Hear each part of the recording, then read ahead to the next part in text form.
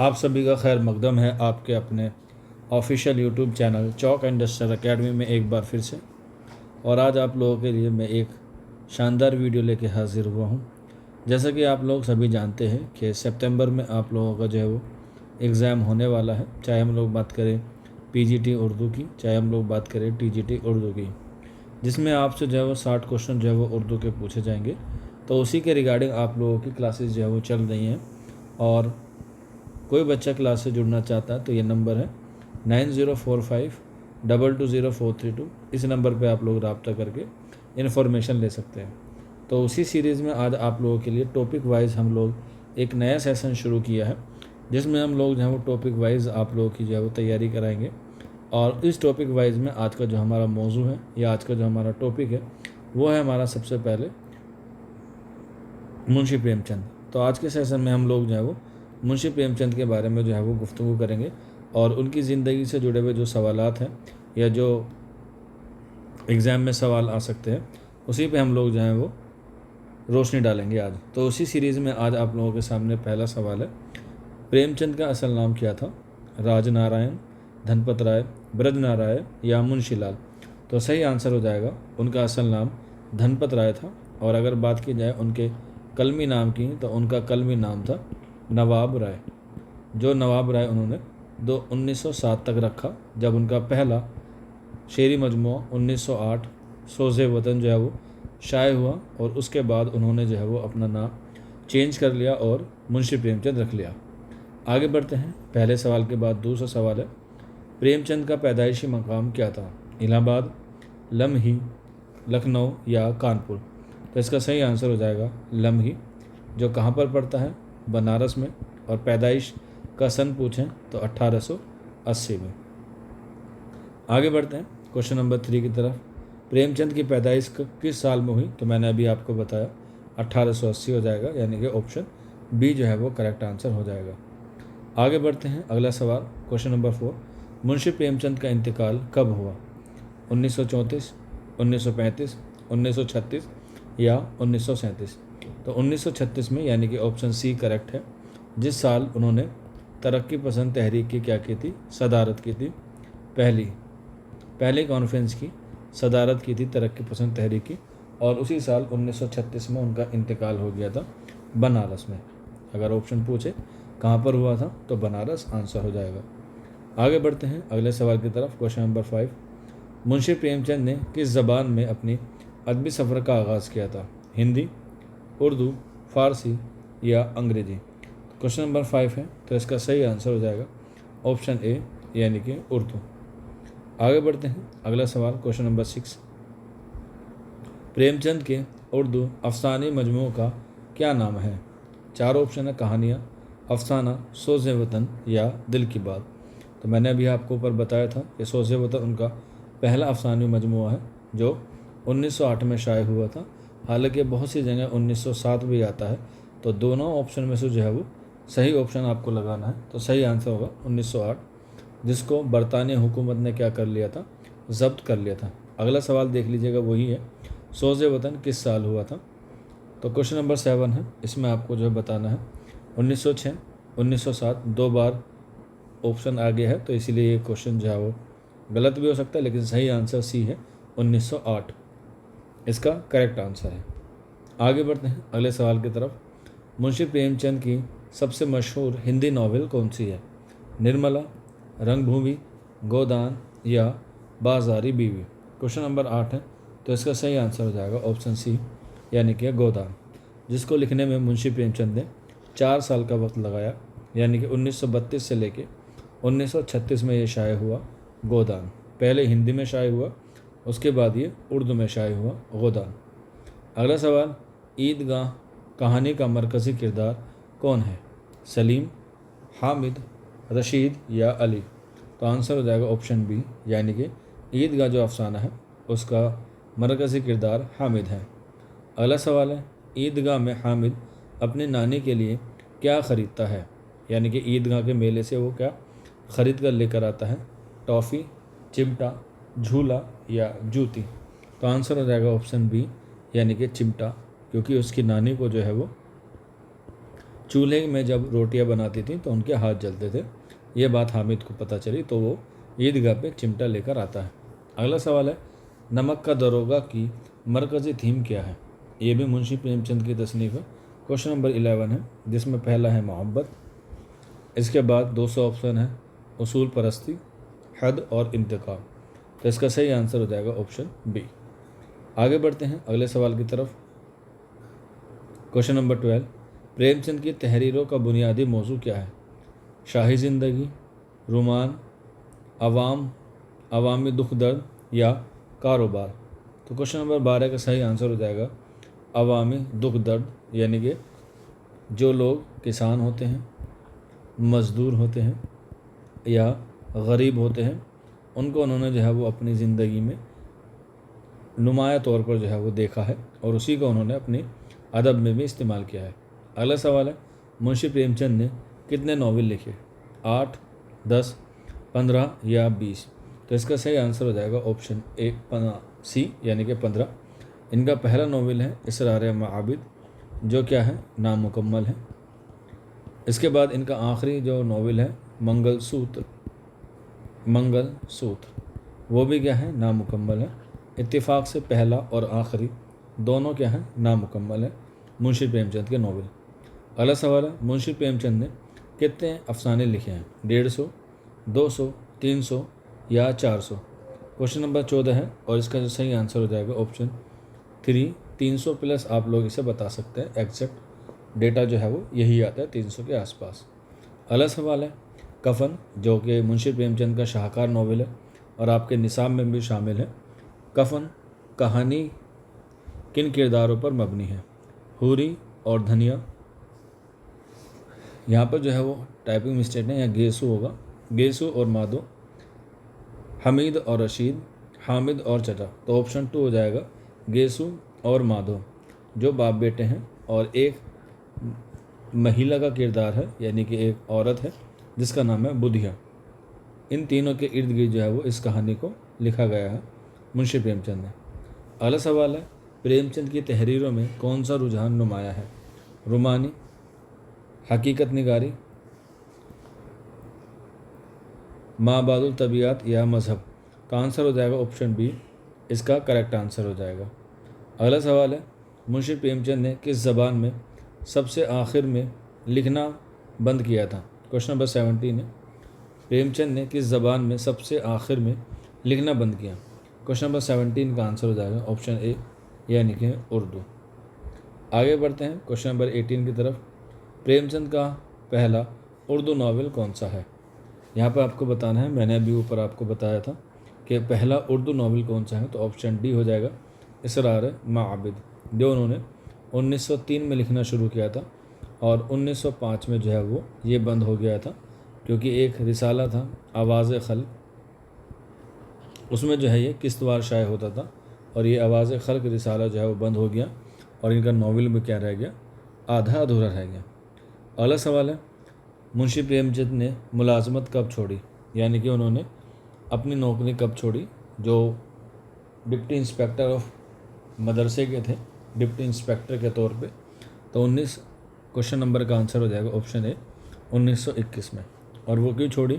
क्योंकि उस वक़्त हिंदुस्तान में असहयोग आंदोलन जो है वो चल रहा था, उसी के वजह से जो है वो इन्होंने अपनी नौकरी छोड़ दी थी। क्योंकि उस वक्त जो है वो एक तो कानून था, काला कानून जिसे हम लोग कहते हैं, रोलट एक्ट, और उसी साल जो है वो जलियांवाला कांड हुआ था। तो उसी के लिए या उसी के बाइस जो है वो सब अपनी अपनी नौकरियां छोड़ रहे थे।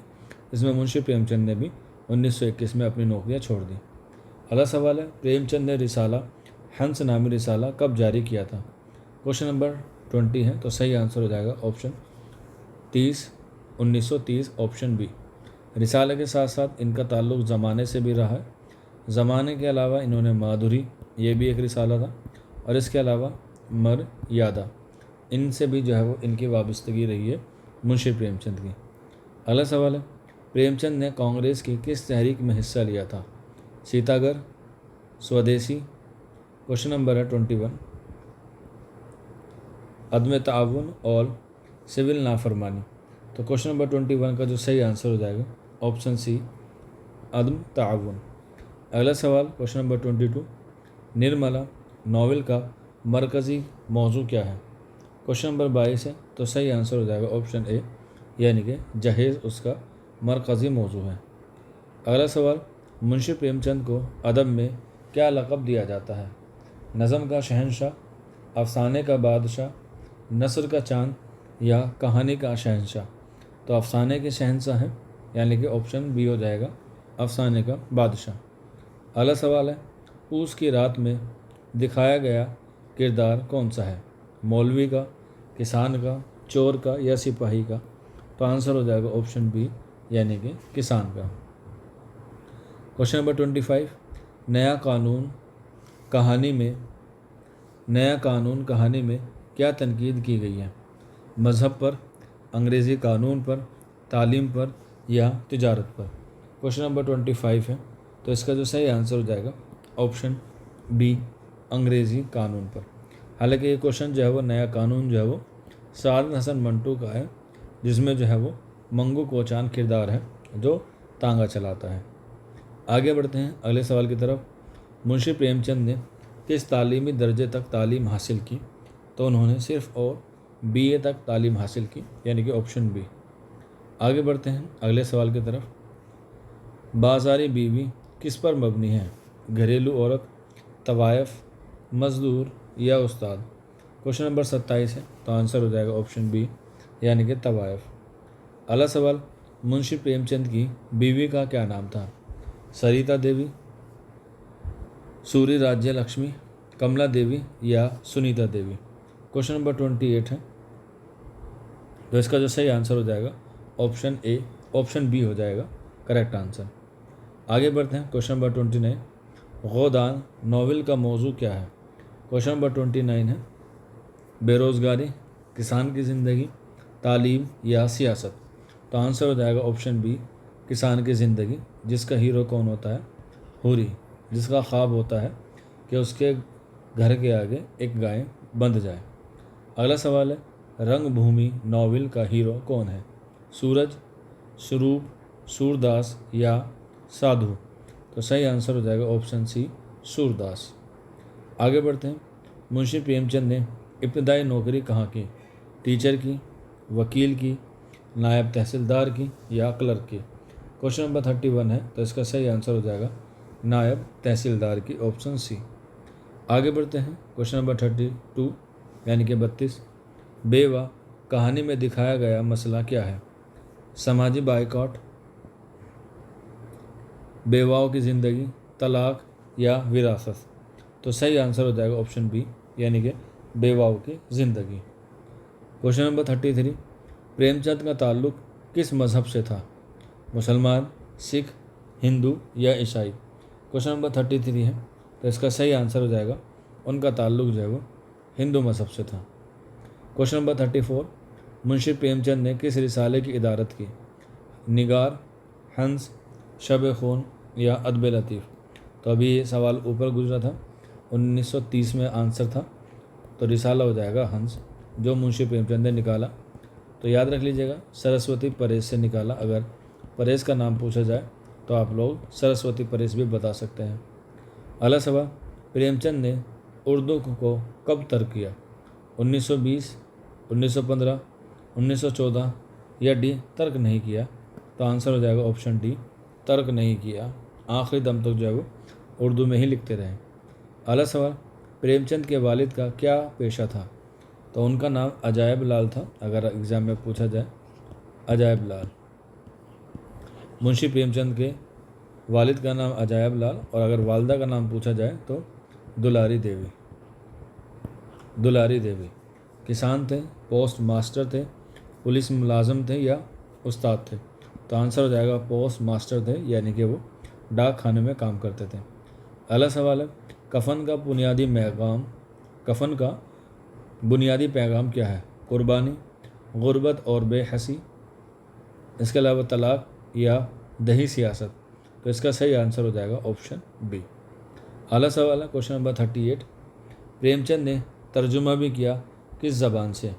अंग्रेज़ी से हिंदी, फ़ारसी से उर्दू, हिंदी से उर्दू, उर्दू से पंजाबी? तो सही आंसर हो जाएगा अंग्रेजी से उर्दू। आगे बढ़ते हैं। क्वेश्चन नंबर 39, निर्मला का अंजाम क्या होता है? शादी, खुदकुशी, फरार या कत्ल। क्वेश्चन नंबर 39 है, तो सही आंसर हो जाएगा ऑप्शन बी, यानी कि खुदकुशी। क्वेश्चन नंबर 40 यानी कि 14, प्रेमचंद की अदबी ज़बान की सबसे बड़ी खूबी क्या है? मुश्किल अल्फाज, सादा और हकीकत पसंद ज़बान, मज़ा या अलामत। क्वेश्चन नंबर 40 है, तो सही आंसर हो जाएगा ऑप्शन बी, यानी कि सादा और हकीकत पसंद ज़बान। क्वेश्चन नंबर 41, प्रेमचंद की सबसे मशहूर हिंदी कहानी कौन सी है? ये हम लोग ऊपर भी देख चुके हैं, पूस की रात, कफन, ईदगाह या नमक का दरोगा। तो जो आपके निसाब में है वही आपको मालूम है। आंसर हो जाएगा क्वेश्चन नंबर 41 का ऑप्शन बी, यानी कि कफन। आगे बढ़ते हैं। प्रेमचंद ने कितने बच्चों की कहानी लिखी? 5, 10 प्लस, 20 प्लस या 30 प्लस।